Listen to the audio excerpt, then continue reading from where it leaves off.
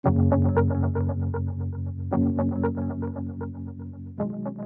friends, today we're going to start a two-parter. Okay, so today and tomorrow we're going to look at the end of Matthew chapter 20, 17 through the end of that chapter. And there are three things that happen in that section that really go together, and I want to make sure that we see how all of these things work together. I cannot overemphasize to you the importance of these three parts of Matthew. So we'll take today and tomorrow to look at them.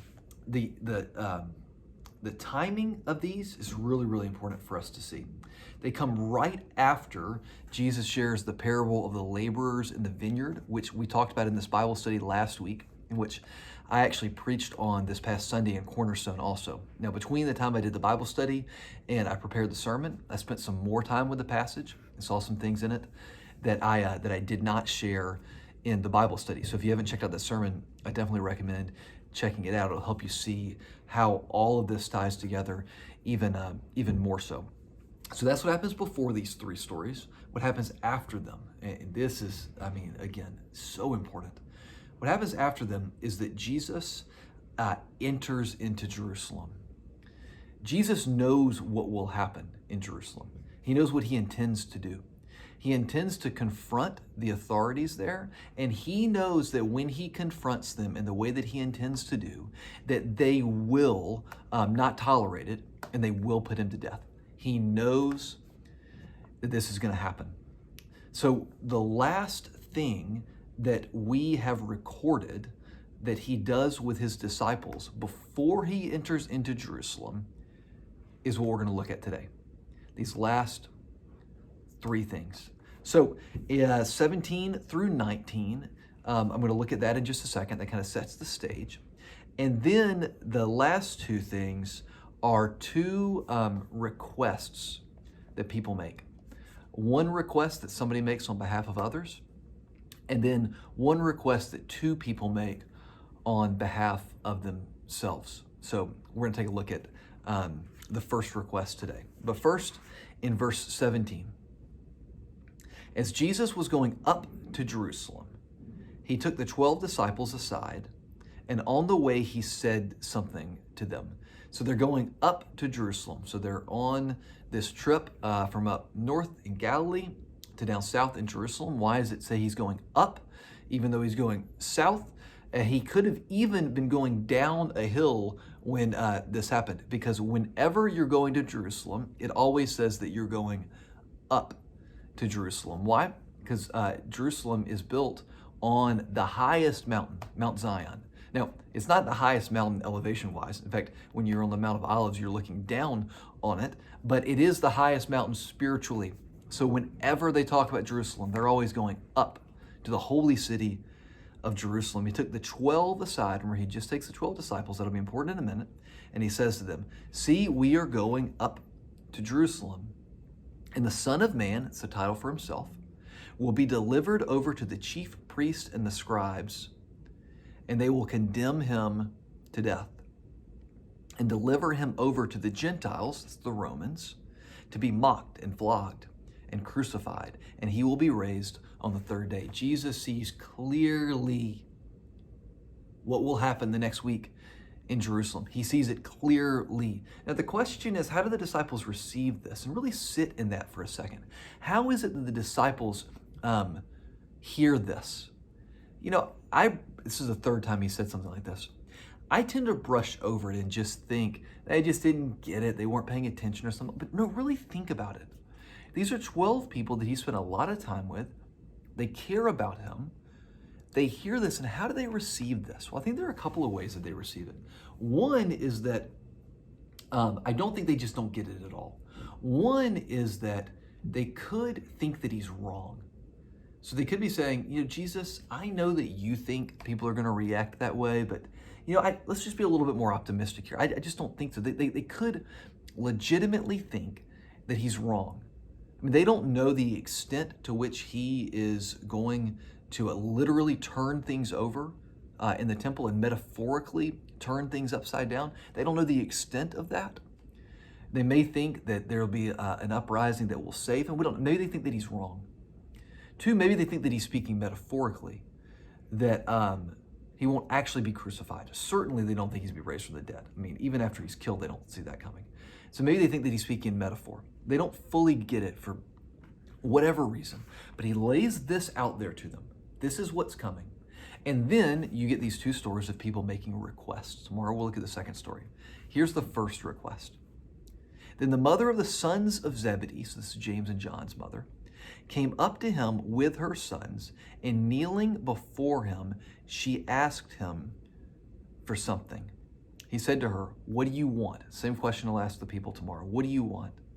She said to him, "Say that these two sons of mine are to sit, one at your right hand and one at your left, in your kingdom." Now keep this in mind.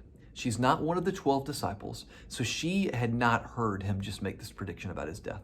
Oftentimes the way that we respond to this is, he just talked about being killed and crucified, and now they're talking about who's going to be the greatest. I think this is a legit critique. James and John are with her. They may have put her up to this, but her, at least, she didn't hear what Jesus just said.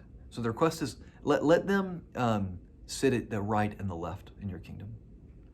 Jesus answered, "You don't know what you're asking.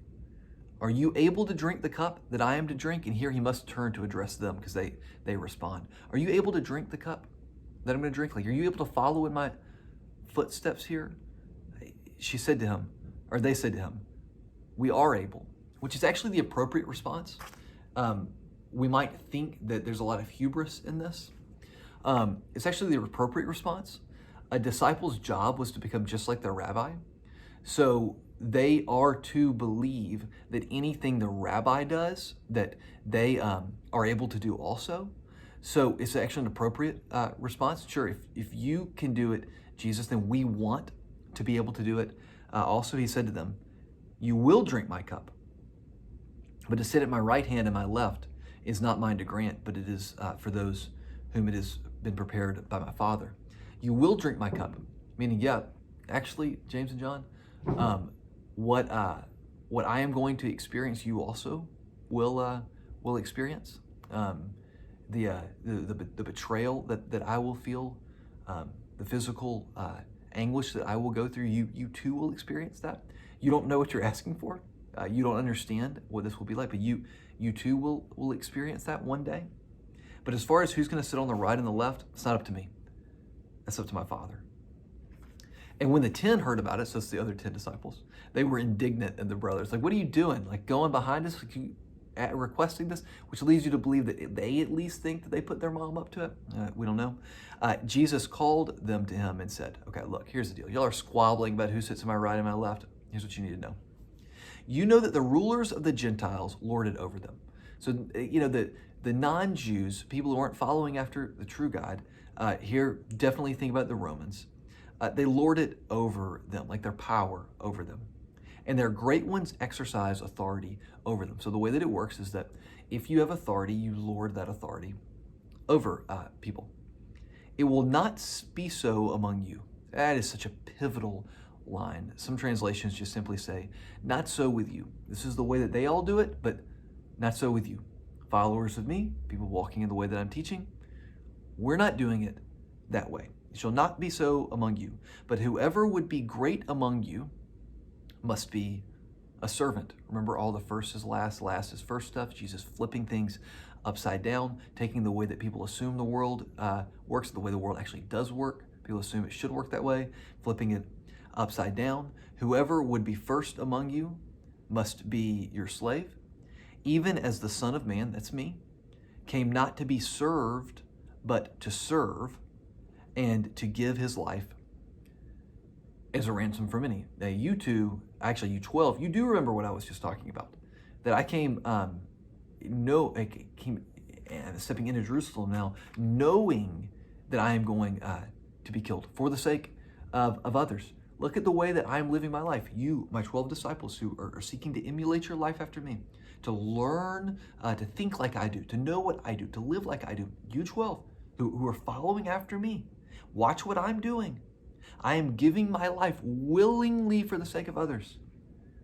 So look, the whole world is oriented in a way where we seek to be served by other people. Get your eyes off of them. The way that the rest of the world looks at this. Get your eyes off of all of that and get your eyes on what? Get your eyes on me. Get your eyes on the way that I am doing life. I am not seeking to be served. I am seeking to serve.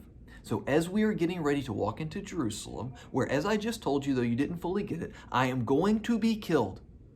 As we are getting ready to go into Jerusalem, where I will be killed, you have got to get this into your mind. What you should be asking for is not a seat of honor. You should be asking for ways to serve other people. Why? Because that's the way that I am living my life.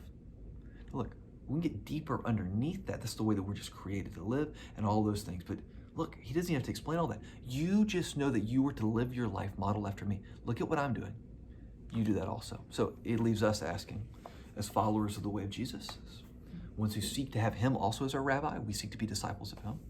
It leaves us asking also, how in our lives are we asking to be served? And how in our lives are we asking for ways to serve? And if we're growing in our relationship with Jesus, we're growing in the way that the Holy Spirit is transforming us, we're growing in our walk in the way of Jesus, then we are less and less asking to be served and more asking how we can serve. So let's just continue to grow in that way. As we also prepare to step into Jerusalem through the book of Matthew this week, let's ask ourselves that. How are we seeking to serve? And then tomorrow, we are going to continue this little two-parter, talking about two other people who ask for something. And spoiler alert, what they ask for is what we also should be asking for. God bless you, friends, and I'll see you tomorrow.